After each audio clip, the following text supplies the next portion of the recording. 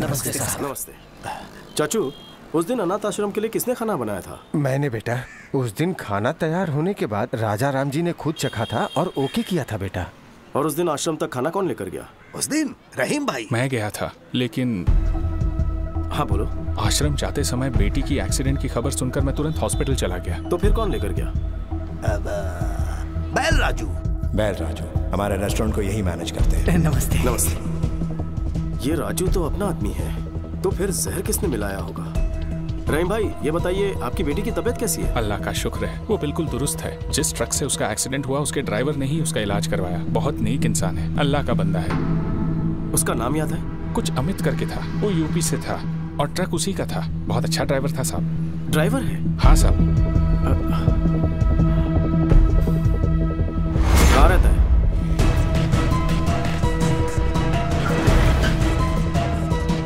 यहाँ अमित नाम का एक ड्राइवर है, कहाँ रहता है? हाँ साहब, वो यहीं पर रहता है। वो देखो वहाँ पर है। Thank you. अमित। हाँ, आप कौन? एक एक्सीडेंट करवाना है। क्या? टक्कर मारकर हॉस्पिटल में भर्ती करवाना है। रेड बोल। लगता है आप पी के आए हैं सर। मैं ऐसा काम नहीं करता, इज्जत से अपना काम करता हूँ मैं। मुझे यहाँ जीके ने भेजा है। कौन जीके? कोई गलत फहमी हुई है आपको? आप जाइए साहब, अपना काम करिए, जाइए यहाँ से। राजू बोलेगा तो करेगा। सब कुछ पता है मुझे। राजू ने सब कुछ उगल दिया है। कभी ना धोखेबाज, खुद तो फंस गया, मुझे फंसाएगा वो। फोन कर, फोन कर उसे, फोन कर उसे। सर, जीके साहब का फोन आया है, वो आपसे बात करना चाहते हैं। जीके का फोन? हेलो। मुखर्जी कहते हैं दुश्मनों का दुश्मन सबसे खास दोस्त होता है। अगर तुम्हारी ताकत और मेरा दिमाग मिल गया तो प्लान क्या है? उसकी फैमिली हैदराबाद में ही रहती है। यूं समझो परिवार उसकी कमजोरी है। अपने भाई पर वो चांद छिड़कता है। यही है प्लान।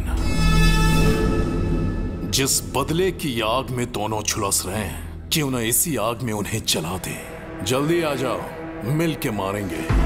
ओके।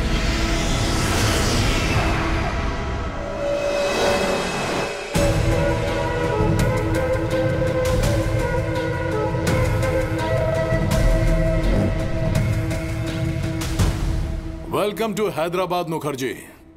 दुश्मन का दुश्मन हमारा खास दोस्त। प्लान क्या है? Excuse me. वेल राजू, बोलो। सर, विक्की ने अमित को ढूंढ निकाला है सर। उसने मेरी सारी सच्चाई बता दी है उसे। वो विक्की मुझे जहन्नुम से भी ढूंढ निकालेगा। इतना डरता क्यों है? तू फौरन वहां से निकलकर मेरे हाई टावर वाली बिल्डिंग में पहुंच। तुझे वहां मेरा आदमी पिकअप करने के लिए आएगा। आज की रात ही तुझे दुबई भिजवा दूंगा। समझ गया सर, मैं सीधे वहीं पहुंच रहा हूं सर। कमाल हो गया, परिंदा खुद ही उड़कर पिंजरे में आ रहा है। क्या प्लान है? ए रेड्डी। हाँ सर।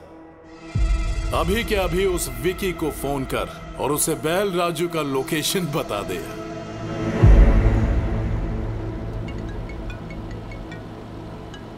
हेलो।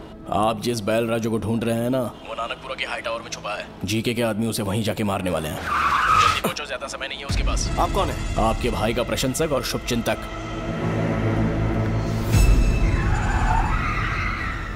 राजा राम का एक और शुभचिंतक है, उसे कैसे भूल जाएंगे ससुर जी। समझ गया दामाद जी।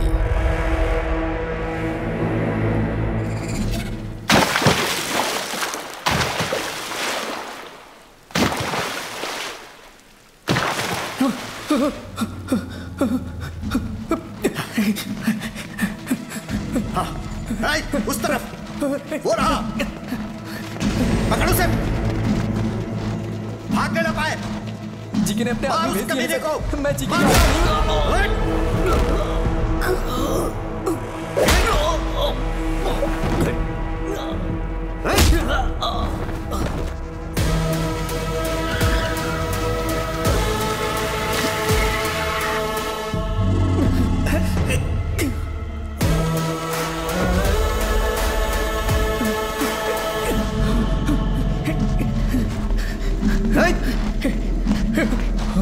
हो रहा।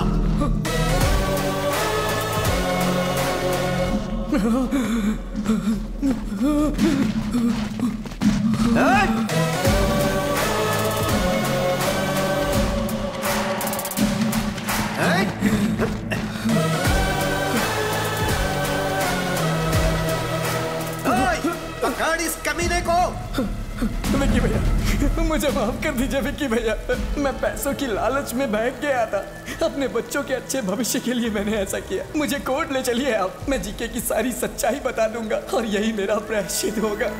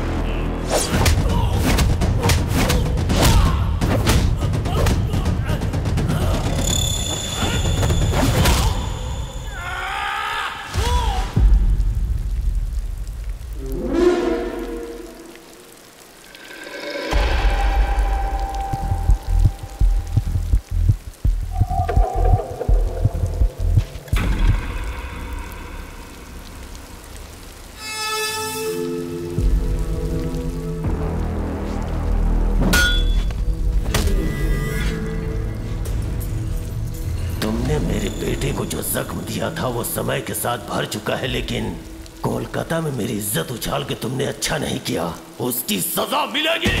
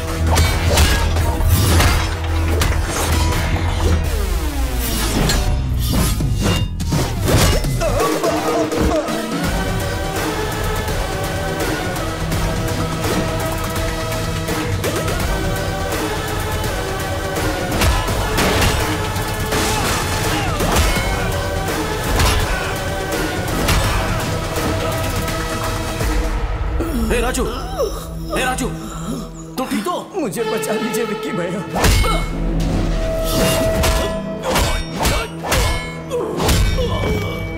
विक्की भाई, छोड़ दो मेरे पिताजी को, दोबारा तुम्हारी जिंदगी में कभी नहीं आएंगे। विक्की!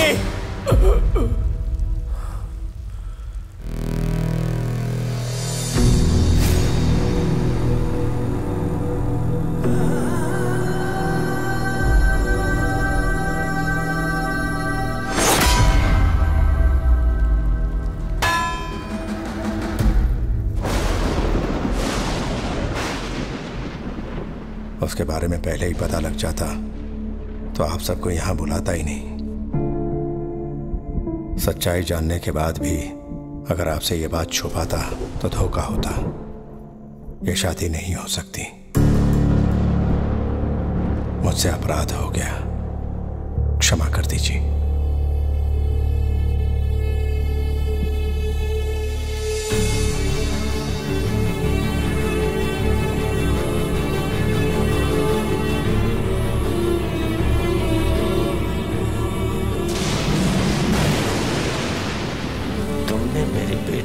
जख्म दिया था वो समय के साथ भर चुका है, लेकिन कोलकाता में मेरी इज्जत उछाल के तुमने अच्छा नहीं किया।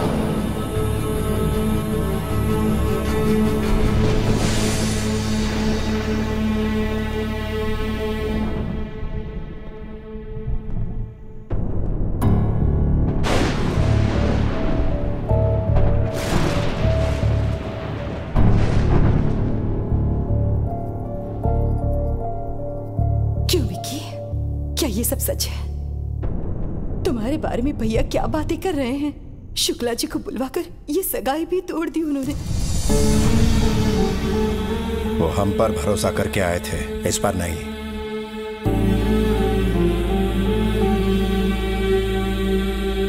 हाँ, आखिर असलियत क्या है जो विक्की हमारे सामने खड़ा है, या जो लोगों से सुना वो? दोनों ही सच है भाभी, नजरिया का फर्क है। भैया ने कहा मैं नहीं बदल पाया, सच है। भैरवी को चाहता हूं, ये भी सच है। आप सबके साथ रहना चाहता हूं परिवार की तरह, ये भी सच है। क्या वो झूठ था जो मैंने अपनी आंखों से देखा? नहीं भैया, हम दोनों में क्या फर्क है कभी सोचा है?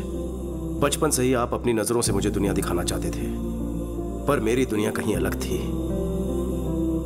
किसी ने हाथ उठाया तो तोड़ दिया, जुल्म के खिलाफ खड़ा रहा, अन्याय को अपने ढंग से जवाब दिया। अपनी गलतियों को जस्टिफाई मत करो। मुझे लगता है मैंने कोई गलत काम नहीं किया है। जो मुझे सही लगा वो किया, बस मैंने आपसे छुपाया। आपकी प्रॉब्लम मुझे ना पता चल जाए, इसलिए आपने सबसे झूठ बुलवाया था।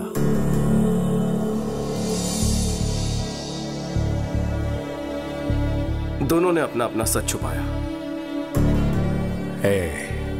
किसी की भलाई के लिए बोला गया झूठ झूठ नहीं होता। वो सच जो किसी के प्राण ले ले, वो झूठ से भी भयानक होता है। अगर सच बता देता तो क्या आप मुझे घर में जगह देते? आपकी दुनिया में सच्चाई, ईमानदारी, शराफत ही सब कुछ है, पर बाहर दुनिया बदल चुकी है। पहले सर झुकाने वाले को इज्जत मिलती थी, पर अब हाथ उठाने वाले को इज्जत देते हैं। पहले गलत को गलत साबित करने के लिए सबूत चाहिए होता था, पर अब सच को सच साबित करने के लिए सबूत चाहिए होता है। दुनिया के साथ साथ सोच बदलनी होगी, आपको बदलना होगा। नहीं बदले तो हिंसा करोगे? इस घर के कुछ आदर्श हैं, इस कुटुंब के कुछ संस्कार हैं। अगर इन्हें नहीं मान सकते तो यहां रह भी नहीं सकते। निकल जाओ यहां से। राजा, जीजा जी। सुनिए जी, ये क्या कह रहे हैं? कोई गैर भी गलती करे तो मैं सह नहीं पाता, तो तुम ही बताओ, मेरा अपना गलती करे तो कैसे बर्दाश्त करूं? इसे कहो चला जाए यहां से।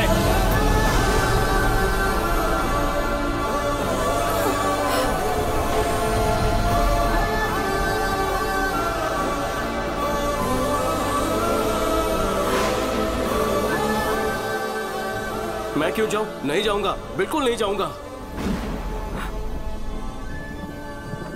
मेरे लौटने पर भैया ने हवन करवाया, भाभी ने मेरी सलामती के लिए रोज पूजा की।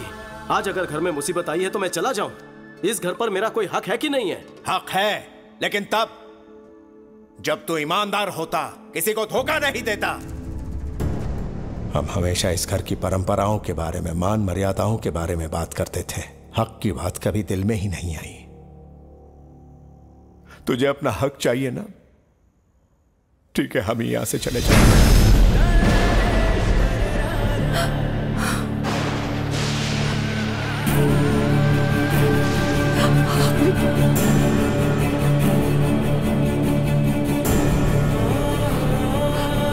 समीना, ये जा रहा है।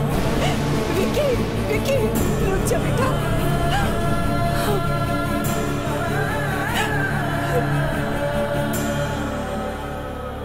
मुझे लगा मेरे आने से भैया को खुशी मिलेगी, लेकिन अब पता चला कि मेरे जाने से उनको सुकून मिलेगा। अब मैं यहां नहीं रुकूंगा भाभी। विक्की, इतने सालों से मेरे बिना रहने की आदत पड़ गई है ना, मैं भी अकेले रहने की आदत डाल लूंगा।